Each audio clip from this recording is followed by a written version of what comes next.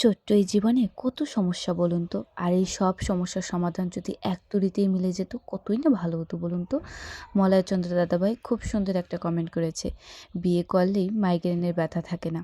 আসলে দাদাভাই, এত ভালো ভালো ডক্টর দেখালাম, এমবিবিএস ডক্টর, তারা এই সমাধানটা দিতে পারে না। অথচ আপনি নিমেষেই বলে ফেললেন বিয়ে করলে মাইগ্রেনে ব্যথা থাকবে না। তাহলে কি দরকার ছিল আমার বাবার এত টাকা নষ্ট করে ডক্টর দেখানোর? এত ডক্টরের কাছে খাটনি করে যাওয়ার কি দরকার ছিল? কি প্রয়োজনই বা ছিল? আমি তো সেটাই ভাবতেছি। আমি তো শুধু আপনার কাছে জিজ্ঞেস করলেই হইতো যে আমার এই সমস্যার সমাধান কী? আসলে অনলাইন প্ল্যাটফর্মটা এমন একটা প্ল্যাটফর্ম হয়ে গিয়েছে যেখানে মানুষ হুট করে যাকে যা ভালো লাগে তাই বলে ফেলে। তার ব্যক্তিগত জীবন সম্পর্কে জানে না তার বাস্তবতা কেমন। আসলে আমরা না অনেক বড় ভুল করি। আসলে এই যে অনলাইন প্ল্যাটফর্মে দেখি কেউ হেসে খেলে সর্বদা আছে, হেসে খেলে ভিডিও করতেছে, হাসি ঠাট্টা করতেছে। আসলে তার জীবন যে সবসময় হাসি খুশিভাবে চলে সেটা নয় কিন্তু। একটা মানুষের জীবনে অনেক ঝই ঝামেলা কত কিছু মিলিয়ে থাকে। প্রত্যেকটা জীবনেই অনেক ধরনের সমস্যা থাকে। শুধু তাই না, যেহেতু আমরা মানব জন্ম নিয়েছি সেই মুহূর্তে আমাদেরকে সুখ দুঃখ সব কিছু নিয়ে বাঁচতে হয়।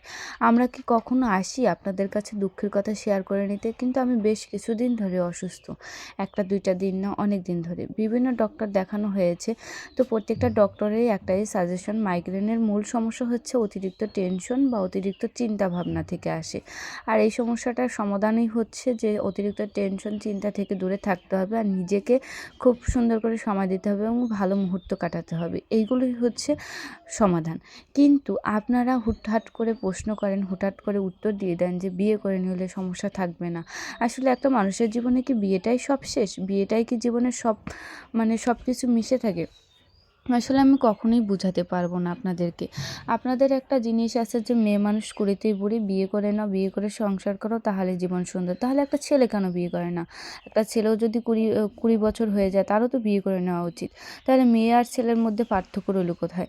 আর আপনারা ২০২৬ সালে এসে এখনও এরকম ধরনের চিন্তা ভাবনা বা ধ্যান ধারণা নিয়ে আছেন, সেটা দেখলেই আমার ভীষণ অবাক লাগে। যাই হোক, আমার কথায় কেউ ভুল ত্রুটি ক্ষমা করবেন। আর এভাবে কিছু মনে করেন না। আসলে আমার ভীষণ খারাপ লাগে এই সমস্ত কথা শুনলে। আর যার জীবন তার মতো হোক, সে কখন বিয়ে করবে না করবে তার চিন্তাভাবনা, সে তার মতো করে বিয়ে করে নিক।